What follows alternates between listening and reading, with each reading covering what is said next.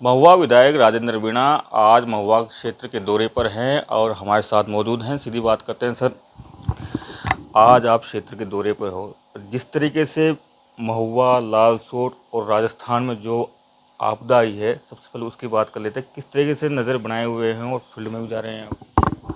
देखो, मैं सबसे पहले तो इंद्रदेव भगवान को धन्यवाद देना चाहूँगा कि राजस्थान की धरती पर पूरे प्रदेश में हर गांव हर ढाणी में बहुत अच्छी बरसात हो रही है। और निश्चित रूप से बरसात के साथ साथ नुकसान भी हो रहा है, लेकिन आदरणीय भजन लाल जी की सरकार पूरे दमखम से पूरे प्रदेश पर नज़र गड़ाए है बैठी है। और कल विधानसभा में भी माननीय आपदा राहत मंत्री का वक्तव्य भी आया था कि हमारी सरकार आम आदमी को जो भी नुकसान हुआ है उसका जिला कलेक्टर्स को निर्देशित कर जायज़ा लेकर जो भी रिपोर्ट सरकार को आएगी उस हिसाब से जो नॉर्म्स में जो राहत प्रदान की जाती है उसको जल्द सरकार देगी। देखिए, अगर दौसा की बात करें और महुआ की बात करें, किस तरह से नज़र रखी हुई है प्रशासन की, क्योंकि महुआ में भी काफ़ी जगहों पर फ्लड आया हुआ है। बिल्कुल, मेरे महुआ में भी अधिक खूब अच्छी बरसात हुई है इस बार। गई बार से तो कम हुई है, लेकिन फिर भी भगवान की अच्छी कृपा हुई है। और ज़्यादातर मेरे विधानसभा क्षेत्र में जो बैजूपाड़ा जो बेल्ट है उधर ज़्यादा पानी का बहाव होने के कारण वहाँ काफ़ी नुकसान हुआ है।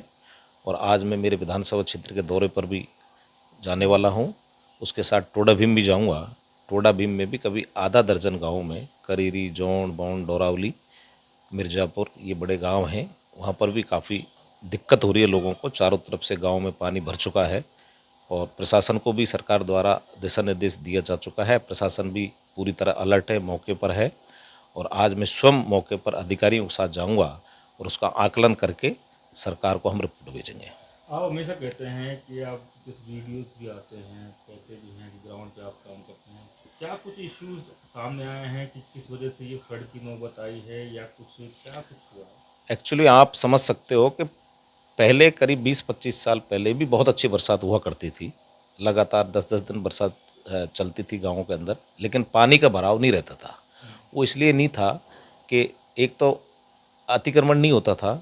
आजकल आप चाहे गवर्नमेंट लैंड जो भी लैंड है, चाहे चरागाह है, चाहे कोई जल भराव क्षेत्र है, वहाँ पर लोगों द्वारा या कुछ ऐसे सामाजिक तत्वों द्वारा वो कब्जे कर लिए। कब्जे होने के कारण वहाँ पक्के निर्माण हो गए और पक्के निर्माणों के कारण जो बरसात का जो पानी है जिसका निकास पहले हुआ करता था, वो निकास इस अतिक्रमण के कारण से वो बंद हो गया। इस वजह से आम जनता को बड़ी तकलीफों का सामना करना पड़ रहा है। क्योंकि सर इस दौरान पक्ष विपक्ष भी आमने सामने होते होंगे, तो उस वक्त किस तरह की समझाइश करते हैं, क्योंकि ये जो मामले होते हैं बड़े टिपिकल होते हैं। बिल्कुल, राजनीति में पक्ष और विपक्ष दोनों ही मजबूत खम्भ हैं। और पक्ष को भी पूरी जिम्मेदारी के साथ, क्योंकि वो सरकार का व्यक्ति होता है, तो सरकार के साथ मिलकर पक्ष की जो भूमिका होती है विकास कामों को लेकर या अन्य जो भी काम होते हैं उनमें पूरी सहजता से जनता के बीच में रहकर काम करने की आवश्यकता है। और विपक्ष को भी निश्चित रूप से ये विपक्ष की भी जिम्मेदारी है कि सरकार किन कामों को अच्छे से नहीं कर रही या कर रही है नहीं कर रही, इन चीज़ों का भी आम जनता को पता लगने की आवश्यकता होती है। इसलिए तो विपक्ष का काम होना चाहिए। तो क्षेत्र में जो भी अव्यवस्थाएं निश्चित रूप से सरकार के माध्यम से या वहाँ के क्षेत्रीय विधायक सांसद को या जिला कलेक्टर के माध्यम से विपक्ष की भी बहुत महत्वपूर्ण जिम्मेदारी होती है कि क्षेत्र में क्या हो रहा है क्या नहीं हो रहा, वो आम जनता तक पहुँचने की आवश्यकता है। उसको देखते हुए सरकार या प्रशासन निश्चित रूप से कोई न कोई एक अच्छा कदम उठाने का प्रयास करता है। महुआ की जनता के लिए और क्या पिटारे में क्या कुछ रखा है, क्या कुछ प्लानिंग है आप महुआ? देखो, मेरा जो अंतिम जो मेरा एक सपना है, जो मैंने करीब साल भर से सजोया बैठा हूँ कि आदरणीय भजन लाल जी महुआ को जिला बना दें। ये मेरी एक सबसे महत्वपूर्ण है मांग है, जिसको मैं लगातार उठाता आया हूँ। और ये आज मेरी तरफ से नहीं, पिछले 20-25 साल से वहाँ के जो सामाजिक संगठन हैं, व्यापार मंडल हैं या अन्य जो भी संगठन बने हैं, वो करीब 20 साल से महुआ को जिला बनाने की विभिन्न सरकारों से मांग कर चुके हैं। और मैं अब पार्टी का विधायक हूँ, हमारी सरकार है, तो निश्चित रूप से एक आदमी को विश्वास रहता है सरकार में। और मैंने सपना भी देखा है, हर आदमी विकास के मामले को लेकर सपना भी देखता है और कई बार सपने भी पूरे होते हैं। तो मैं भी ये प्रयास करूँगा कि जनता के आशीर्वाद से आदरणीय भजन लाल जी इस महुआ को जिला बनाएं तो निश्चित रूप से अगर महुआ जिला बन गया तो और विकास के चार चांद वहाँ पर लगने वाले हैं। वैसे भी सरकार ने कोई किसी प्रकार की दो वर्ष मेरे को हो गए विधायक बने होने वाले हैं, 2 बजट हमको दिए हैं। 2 बजटों में जितना मैंने मांगा उससे बढ़कर माननीय मुख्यमंत्री जी को मेरे को दिया है। और आज सबसे बड़ा अगर मेरे क्षेत्र में विकास है तो अमन चैन, भाईचारा और शांति व्यवस्था है। ये सबसे बड़ा विकास है जो पिछले 10 वर्षों में इसमें रुकावट आ गई थी। भाईचारा खत्म हो गया था राजनीति के कारण, द्वेषता के कारण, लेकिन मैंने इन सब खाइयों को पाटने का काम किया है। और आज मेरे महुआ विधानसभा क्षेत्र में 3600 कौमों के भाई बहुत ही अच्छे से रह रहे हैं। बहुत शांति वातावरण पूरे क्षेत्र के अंदर है, चाहे नगर पालिका क्षेत्र हो, चाहे बालाड़ी क्षेत्र हो, चाहे मंडावर क्षेत्र हो। गांव में भाईचारा बहुत अच्छे से पनपने का काम हो रहा है। और मेरा यही मकसद है कि जितने भी समय मैं रहूं, हर व्यक्ति एक थाई पर बैठकर गांव की, क्षेत्र की, तहसील के विकास की चर्चा करे।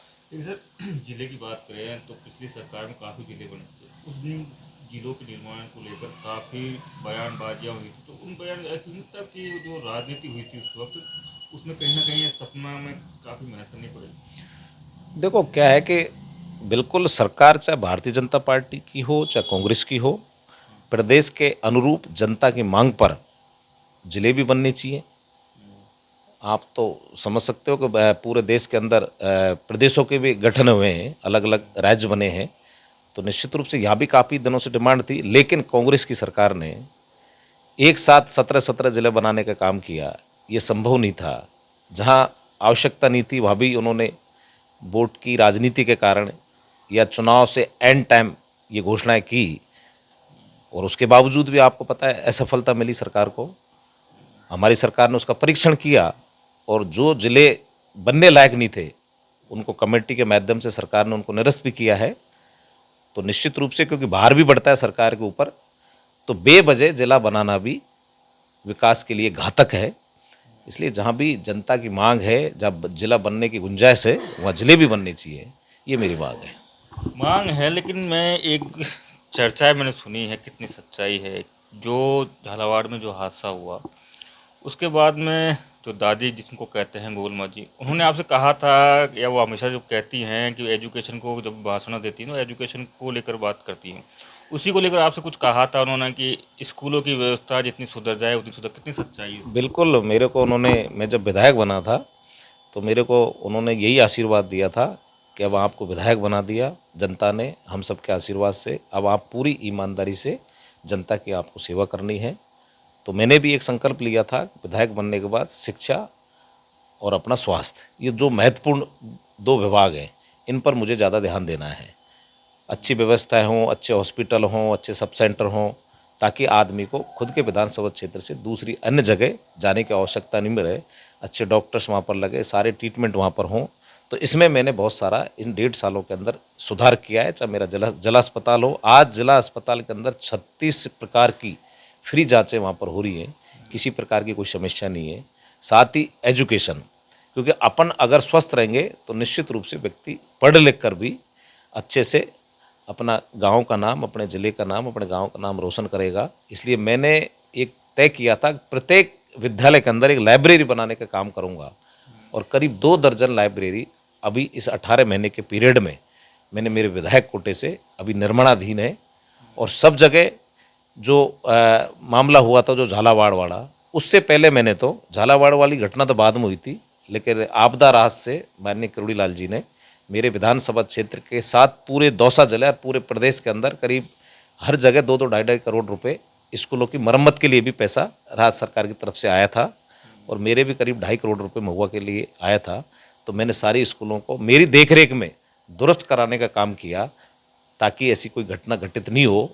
लेकिन निश्चित रूप से आपको पता है झालावाड़ में एक बहुत बड़ी घटना घटित हुई थी, और अब सरकार पूरी तरह चाक चौबंद है, और पुनः सरकार ने वापस पूरे प्रदेश के अंदर सब जगह एस्टिमेट बनाकर पुनः एक बार और विद्यालयों में छोटी मोटी जो कमियां हैं उन कमियों को तुरंत दुरुस्त करने के निर्देश दिए हैं।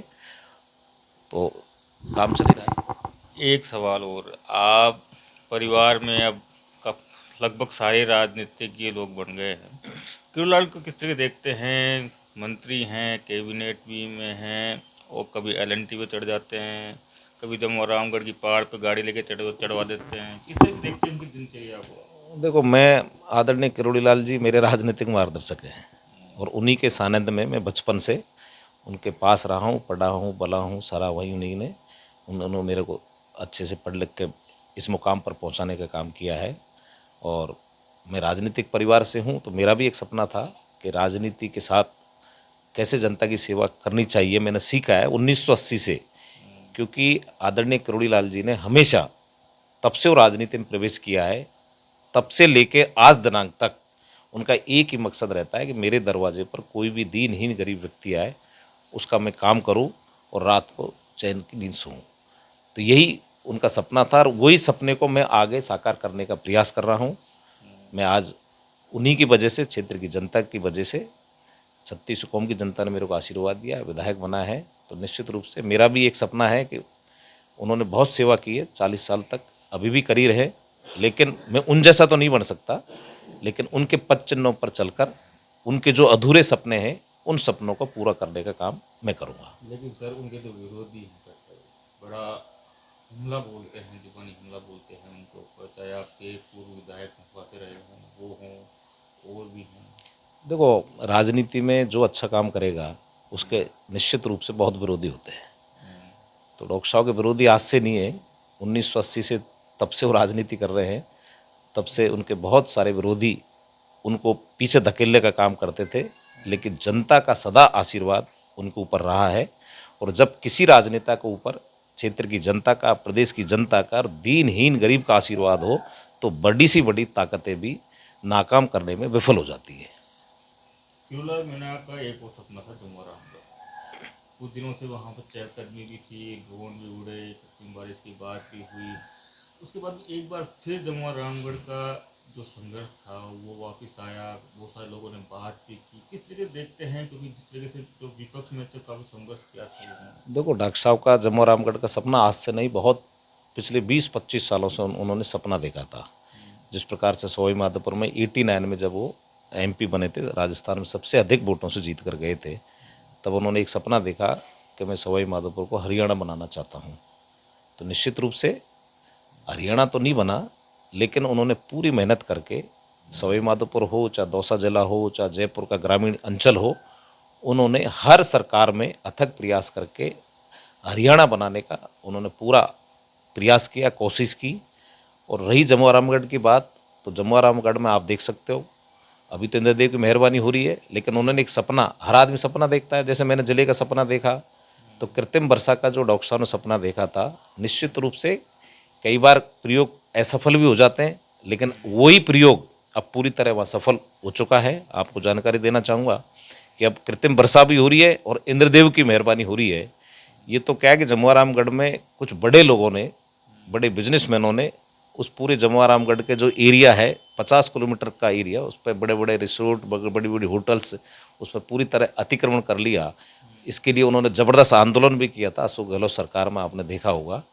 तो और उस आंदोलन में वो सफल भी हुए थे, लेकिन फिर भी उनका पूरा प्रयास है कि जमुआरामगढ़ में पानी आए, और अगर जमुआरामगढ़ में पानी आ गया तो अपने दौसा तक भी जमुआरामगढ़ से अपन को पानी मिलने वाला है। आपको जानकारी देना चाहूँगा कि एक समय था जो जमुआरामगढ़ से ही पूरे जयपुर को पानी की सप्लाई हुआ करती थी। और मुझे विश्वास है कि हमारी सरकार, आदरणीय किरोड़ी लाल जी निश्चित रूप से जमुआरामगढ़ के बंदे को फुल भरने का पूरा प्रयास कर रहे हैं, और इसमें 100% सफलता मिलेगी और आम जनता को राहत मिलेगी। लेकिन सर इस प्रयास के बीच में युवा नेता हैं जिन्होंने कहा कि किरोड़ीलाल मीणा ने जो नेता नहीं बनाए हैं, युवा नेता नहीं बनाए, तो किस तरीके देखते हैं? और उन्होंने ये भी कहा, मैं नरेश मीणा की बात कर रहा हूँ, 52 वर्ष विधायक इंदिरा मीणा को उन्होंने धन्यवाद किया, आपके जो पूर्व विधायक हैं महुआ से उनका धन्यवाद दिया, किस तरह के देखते हैं ये जो राजनीति है ये किस तरह? देखो, पहली बात तो डॉक्टर साहब ने ऐसा कोई काम नहीं किया। राजनीति में बहुत उन्होंने नेता बनाने का काम किया है इन 40 सालों में। मैं दौसा का ही उदाहरण दे सकता हूँ आपको कि बहुत सारे नेताओं को उन्होंने सपोर्ट किया था, बहुत सारे MLA MP बने, मंत्री बन गए। उन्होंने कभी अपने जीवन में किसी व्यक्ति को रोकने का काम नहीं किया, वो हमेशा आगे बढ़ाने का काम करते हैं।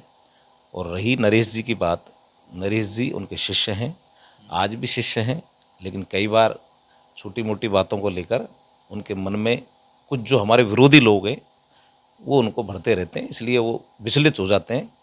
बाकी ऐसा नहीं है, वो बढ़ते राजनेता हैं और मैं तो उनको बधाई देना चाहूँगा। और मेरी जानकारी भी मेरे को मिली है कि कल उनकी पुनः उनकी वेल हो गई है, उनको जमानत पर छोड़ दिया गया है। मैं उनको बधाई देना चाहूँगा कि एक स्वच्छ और अच्छी राजनीति करें, क्योंकि आने वाले समय में प्रदेश को ऐसे नेताओं की आवश्यकता है। युवा नेता पनपें, सभी समाजों में युवा नेता पनपें और इस प्रदेश का विकास करें। तो नरेश जी को भी यही मेरी सलाह है। हम भी अच्छे मित्र हैं दोनों भाई, हमारी मित्रता है, मिलते रहते हैं। लेकिन ठीक है, पार्टी अलग अलग हो सकती है, विचार अलग अलग हो सकते हैं, लेकिन चाहे कोई भी पार्टी हो, कोई भी विचार हो, आपको जनता के हितों को ध्यान रखते हुए जनता के हित में काम करने की आवश्यकता है। धन्यवाद बातचीत करने के लिए। तो ये थे महुआ विधायक राजेंद्र मीणा, जिन्होंने राजस्थान तक से खास बातचीत की है। संदीप मीणा, दोसार।